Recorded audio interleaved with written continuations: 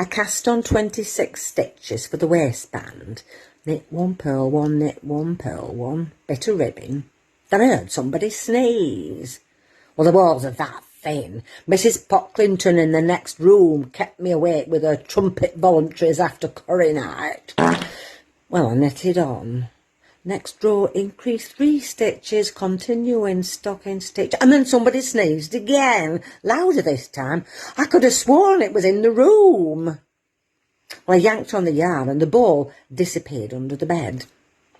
I bent down to retrieve it, and then there was a third sneeze, and this time it was right by my ear. "Oh, bless you," I said automatically. There was a wet sniff.